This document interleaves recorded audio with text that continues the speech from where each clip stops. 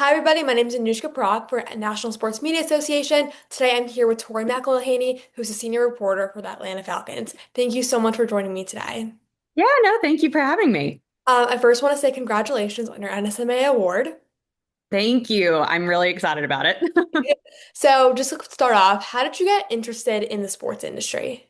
Yeah, so my dad was my high school's football coach for the first like 17 years of my life, and I played any sport I possibly could growing up. So I always knew that I wanted some type of career in sports, and it just so happened my one of the very first like elective classes that I took at the University of Georgia as a freshman, literally the fall semester that I got there, was a sports media or I guess it was a sports and society type of class, and it was taught by Vicki Michaelis, who runs the sports media certificate program at UGA.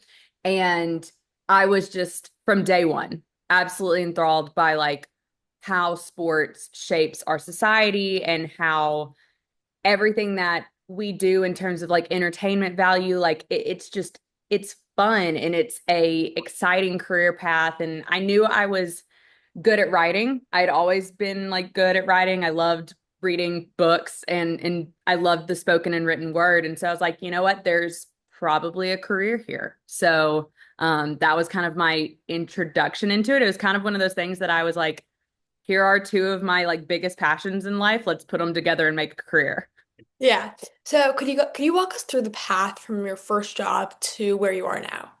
Yeah, so I graduated from the University of Georgia in 2018. And for my last like couple of years at UGA, I was a freelancer reporter for the AJC and Dog Nation covering Georgia football.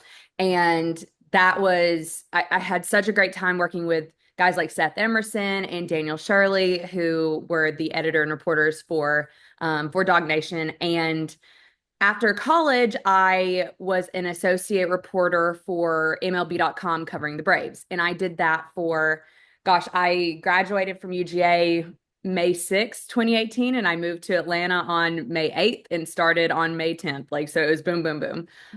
And I did that for that summer. And towards the end of that summer, Daniel Shirley gave me a call and was like, hey, The Athletic is opening up a vertical in Atlanta, and we would love to have you on as a contributor, just kind of hopping around doing a bunch of different things, covering sports in Atlanta. And I was like, heck yes, let's do it. So I was with The Athletic. It started as a contract, maybe only three months work. And then I got hired full time as the Georgia Tech beat reporter. And I did that for about 9, 10 months. And then they moved me over to cover the Falcons for a little over a year. So I was in totality with the Athletic for probably a little around 3 years time. And then coming out of the pandemic, the I was at training camp one day and David Bassity, who's the Falcons VP of communications, came up to me and was just like, hey, we have an in-house spot that we're looking to fill. Do you know someone who would be interested? Are you interested? And I kind of was just like, you know what? I was wanting something different for my life and career. And I was like, let's do this. So that's kind of how the door opened for me to come in-house and do in-house media for the Falcons. So that's a whole snapshot of like 10 years of time in a nutshell.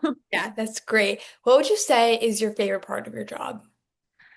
Ooh, great question. I honestly think that it is just being able to tell people's stories in a creative way. Like I think that with the Falcons, I have such a awesome opportunity to kind of get my feet wet in every single medium of sports media, whether it be podcasting, long form storytelling, documentary, field producing, writing, like reporting, all of it kind of feels like everything's at my fingertips a little bit for what I can do and what ideas that I have and want to pursue. And I think that is what brings me the most joy is like telling the stories of these players or these coaches beyond who they are as just the guys with the headsets on or the helmets on the field. And I think that goes back to the fact that I am a coach's daughter and I know who my dad is like under the headset and I know the type of person and the man he is. And I always remember growing up being like, some of the people don't really know who he is. Like they just see him making decisions out on the football field. They don't know who he is at his core. And I think I've carried that into my adulthood. And it's a huge reason why I love what I do is just to tell those stories and find different and unique ways to do so. Yeah. And kind of like on that sort of topic, who would you say from the Falcons is like one of your favorite players to interview or like sit down and talk with? This is probably going to shock absolutely no one, but it has to be Bijan Robinson. Like I think that Bijan is one of the most genuine people I've ever had the privilege to meet, I think in any sports capacity. And I think that he is a joy to work with. And I have always enjoyed and appreciated how he comes into every situation with a joy about him. And it just, even when things aren't really joyful and you're on a losing streak, like there is something about Bijan that he has this presence about him. And I just thoroughly enjoy talking to him and getting to know him. I also really love talking to Jesse Bates III. I think he is one of the smartest individuals in the game. And I just love hearing how his brain works in terms of diagnosing plays as they're happening or even before they're happening. And I just always appreciate his mind. So I think if I'm going both sides of the ball, it's Bijan and it's Jesse. Yeah, that sounds great. And kind of like on the flip side of that, like what would you say is like the most challenging aspect of your job? Yeah, so I think for me personally, and this was a huge conversation that I had when I was making this decision to go from, capital J journalism with the athletic to in-house and maybe more of like a lowercase journalism. And there is a certain working for a team and being in the building, there is a certain line that you have to walk. And it's one of those things where I remember very early on trying to figure out where that line was because for me, I come from a capital J journalism background and I wanted to remain consistent in my own reporting and my own writing and always making sure that what I'm saying is fair and accurate and not, when things are bad, you have to say that things are bad. You can't just like gloss over the fact and just be like, oh, well, so and so did a good job. Well, they're on a 3-game losing streak. You can't say that. So I think for me, the most challenging part, especially early on, was finding that line and being okay to tiptoe it so that you can figure out exactly where it is. And, you're going to overstep and there's going to be moments where you're like, you know what? Yeah, I did overstep a little bit. Maybe I was a bit too harsh or I didn't back this up with enough facts. And I think that is always where I try to live. My whole entire, I guess, like plight or journey with the Falcons, I've been very adamant that anything that I write for AtlantaFalcons.com should have the same standard as something that I would put in The Athletic. And if it doesn't, I don't write it. And I think that's been a huge game changer for what we do in-house with the Falcons and kind of changing the expectation and what in-house media looks like for other teams as well. And I think that's something that I'm really, really proud of that we have been able to do in my time with the Falcons over the last 4 or 5 years. Yeah. And what would you say has been like one of like your favorite like feature stories maybe that you've like done recently?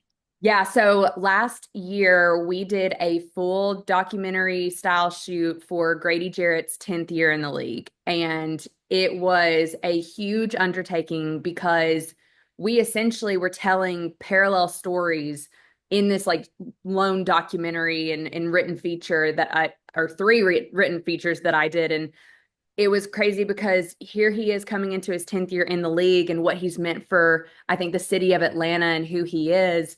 But he's also coming back from the first major or only major season ending injury that he's ever had in his career. And so we were able to follow him through the rehab process to get back to the field and simultaneously being like what 10 years in a legacy means to you. And I think that it was I mean, we probably worked on it for a year on top of everything else that we were doing and like our normal day-to-day jobs. And I was so proud of the finished product of that. And I worked with Mark Whittingham, who's one of our video producers, putting that whole documentary together. worked with Alicia Landis, who is one of our website designers, as to like building out landing pages and, writing 3 different stories, working with our social team as to how to package all of this together.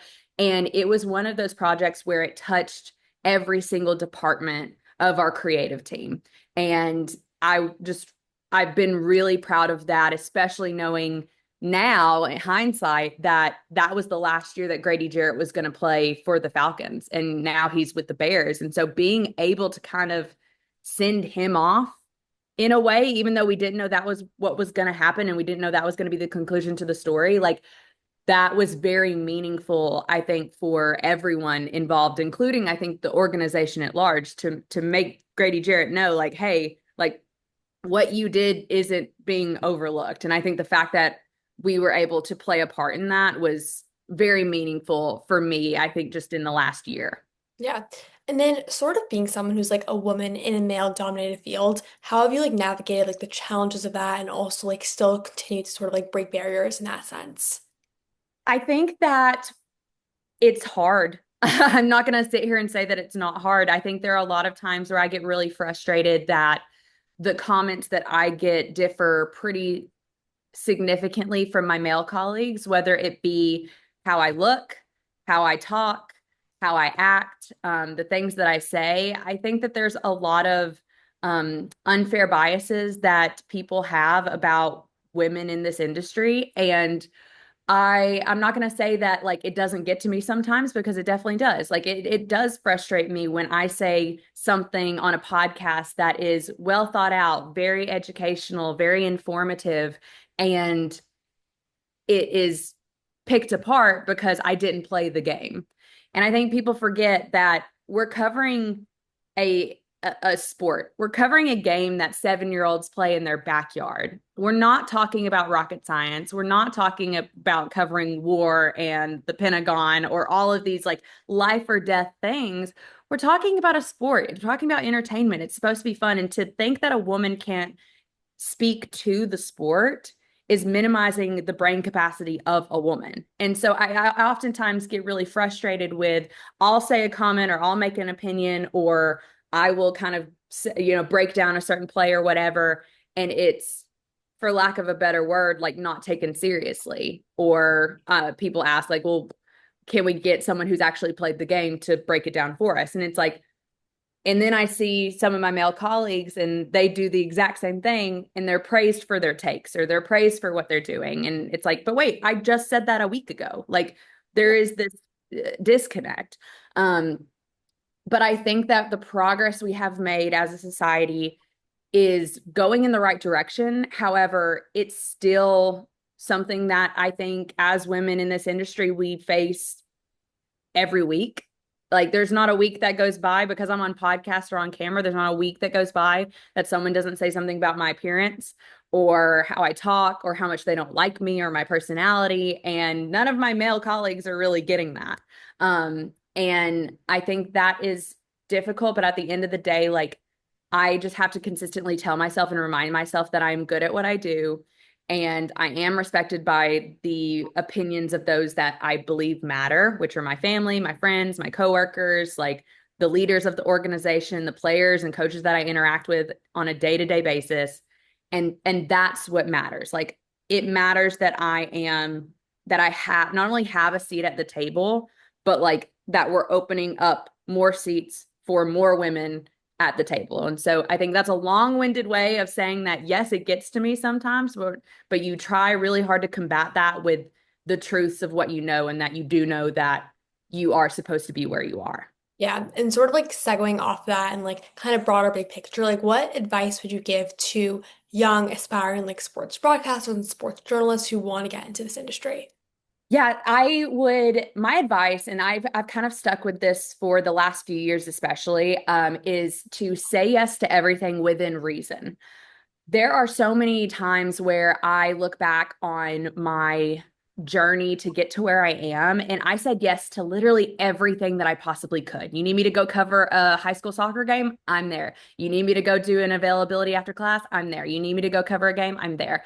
And I think I did so much to really put myself ahead and to show people that I could do the job that I look back and I wish that I would have done a little less. I wish that I would have taken more time to be with friends or taken more time to be with family and not said yes to absolutely everything. There are a lot of things that I said yes to that didn't serve me or the path that I wanted to take. And I was just doing it because I thought that that's what I needed to do. Now, this doesn't mean don't go and work hard. Like I want to make that very clear. It's not me saying say yes to everything within reason is not being like, oh, like only do one or two things. No, like you still got to work hard. You still got to put in the work and put in the time. And it's a lot of long hours and it's working on holidays, it's working on weekends. But I say within reason because there are going to be points in time where you have your sister's wedding and you have, a death in the family or you have like just a tough day mentally. Like and you need to take a day for yourself. And pushing yourself to the limit is not going to provide the dividends that you are hoping it does.